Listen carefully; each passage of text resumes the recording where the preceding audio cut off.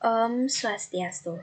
Pada video kali ini saya akan membawakan pembahasan LKM 6 Telaah Kimia SMA 3. Sebelumnya, perkenalkan nama saya Nimadi Anik Prahastiari, NIM 18130311027, kelas 5B Pendidikan Kimia. Pada LKM 6 ini terdapat 15 soal. Adapun soal yang pertama, sebutkan cara yang digunakan untuk melunakkan air yang mengandung garam. Nah, yang disebut dengan air lunak di sini adalah air yang sedikit atau sama sekali tidak mengandung ion Ca+ dan Mg+. Di sini dapat dihilangkan dengan cara, adapun kesadahan sementara disebabkan oleh garam-garam bikarbonat, yaitu kalsium bikarbonat dan magnesium bikarbonat. Kesadahan sementara dapat dihilangkan dengan cara dididihkan. Ion Ca+ dan Mg+ dari senyawa tersebut akan mengendap sebagai CaCO3 bila air sadah dididihkan. Selanjutnya, ada kesadahan tetap. Kesadahan tetap ini tidak dapat dihilangkan dengan cara dididihkan. Yang pertama dapat dihilangkan dengan cara menambahkan natrium bikarbonat atau Na2CO3 yang dapat menghilangkan kesadahan karena ion-ion Ca2+ dan Mg2+ akan diendapkan sebagai CaCO3 dan MgCO3. Untuk menghilangkan kesadahan tetap yang kedua dengan menggunakan resin penukar ion. Dalam proses ini, air sadah dilewatkan melalui material seperti simulit atau natrium aluminium silikat yang akan mengambil ion Ca2+ dan Mg2+ menggantikan ion Na+. Dengan demikian diperoleh air lunak karena sudah tidak mengandung ion Ca2+ dan Mg2+. Soal nomor 2. Jelaskan bahan deterjen yang berfungsi mengikat ion Ca2+ dan Mg2+ yang terdapat dalam air sadah. Nah, bahan deterjen yang berfungsi mengikat ion Ca2+ dan Mg2+ itu adalah STPP atau sodium tripolifosfat yang merupakan bahan penunjang yang berfungsi untuk mengikat ion kalsium dan ion magnesium dari air sadah sehingga tidak mengganggu kerja deterjen serta dapat menetralkan kesadahan. Soal nomor 3. Sebutkan kegunaan unsur halogen dan senyawanya bagi manusia. Nah, yang pertama, unsur halogen fluor. Biasanya digunakan sebagai oksidator, pendingin atau freon.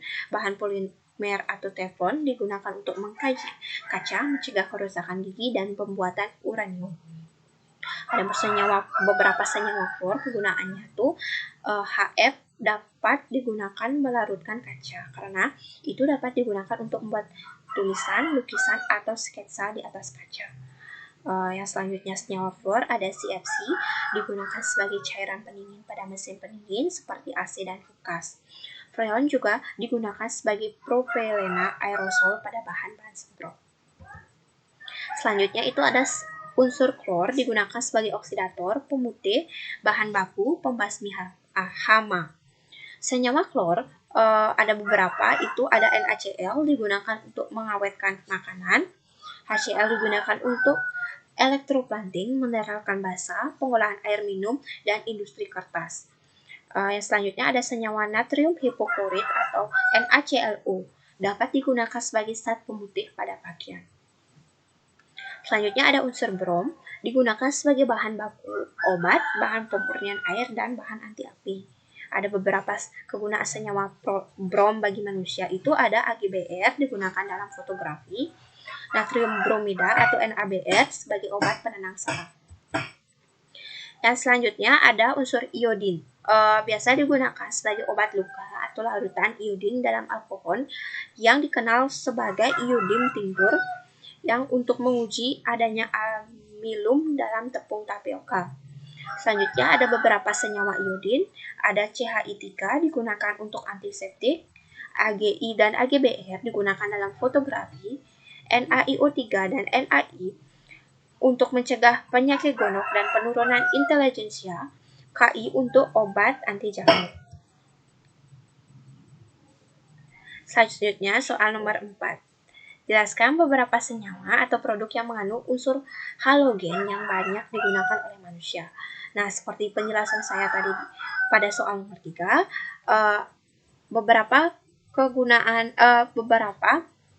produk yang mengandung unsur halogen yang dapat digunakan manusia itu ada AC dan kulkas, di mana AC dan kulkas ini mengandung senyawa halogen berupa CH atau freon. Yang selanjutnya ada pemutih pada pakaian yang mengandung natrium hipoklorit atau NaClO. Dan yang selanjutnya ada pasta gigi, itu mengandung senyawa fluorin. Soal nomor 5, jelaskan unsur gas mulia yang bersifat duplet. Nah, gas mulia yang bersifat duplet ini adalah helium. Helium dikatakan sebagai bersifat duplet karena konfigurasi elektron stabil dengan jumlah 2 elektron pada kulit terluar atau elektron valensi sama dengan 2. Soal nomor 6. Seorang mahasiswa diberi tes oleh dosen untuk menentukan logam X dari suatu garamnya. Salah satu tes yang dilakukan mahasiswa adalah dengan membakar garam tersebut. Lalu teramati bahwa dihasilkan warna nyala hijau kekuningan. Jelaskan apa jenis logam X itu? Nah, di sini kemungkinan garam tersebut adalah BaSO4 atau barium sulfat. Sehingga jenis logam X adalah Ba atau barium, karena barium memiliki warna nyala, hijau pucat atau hijau apel. Selanjutnya soal nomor 7. Jika ZN2 plus ditambah beberapa tetes natrium hidroksida, maka akan menghasilkan endapan putih. Apa yang akan terjadi jika penambahan natrium hidroksida dibuat berlebih? Nah, ZN2 plus jika ditambahkan dengan OH- akan terbentuk ZnOH2 dan menjadi endapan berwarna putih. Jika ZnOH2 ini ditambahkan kembali dengan 2OH- maka akan terbentuk suatu kompleks dan endapan tersebut akan menjadi larut kembali. Soal nomor 8. Aluminium dalam 0,972 gram sampel diendapkan sebagai Al2O3H2O dengan amonia berlebih membentuk AlOH3 dan kemudian dipijarkan menjadi Al2O3 dengan berat 0,471 gram. Hitung berapa persen kadar Al sebagai Al2O3 dalam sampel tersebut. Nah, langkah pertama itu kita mencari massa Al terlebih dahulu. Dapat diketahui bahwa massa Al2O3 tersebut adalah 2 kali dari massa AlOH2. Nah, maka 2 dikali dengan massa AlOH2 itu 2 dikali 0,471, maka didapat hasil 0,9442 gram. Selanjutnya, mencari mol Al2O3. Dengan cara massa Al2O3 dibagi dengan mR Al2O3. Itu akan didapat hasil 9,235 kali 10 pangkat min 3 mol. Yang selanjutnya ini adalah reaksi dari Al2O3. Selanjutnya itu diketahui bahwa mol Al2O3 itu sama dengan mol Al3+. Maka mol Al3+ itu sama dengan mol AlO3 yaitu 9,235 kali 10 pangkat min 3. Selanjutnya mencari massa dari Al3 itu dari mol Al3 dikali dengan AR dari Al itu didapat hasil 0,249345 gram. Nah, sekarang untuk mencari persen dari Al itu adalah massa Al dibagi dengan massa Al2O3 kali 100%, maka didapat hasil 25,65%. Selanjutnya soal nomor 9. Kemurnian dari 0,327 gram sampel NOH ditentukan dengan cara titrasi dengan larutan standar HCl memerlukan 36,2 mili. Larutan HCl distandarisasi dengan pengendapan AgCl dalam 25 mili cuplikan dan penimbangan diperoleh 0,496 gram AgCl. Berapa persen kemurnian sampel NOH2? Nah, langkah yang pertama itu dicari mol dari AgCl, di mana mol AgCl adalah massa dari AgCl dibagi dengan MR dari AgCl itu 0,49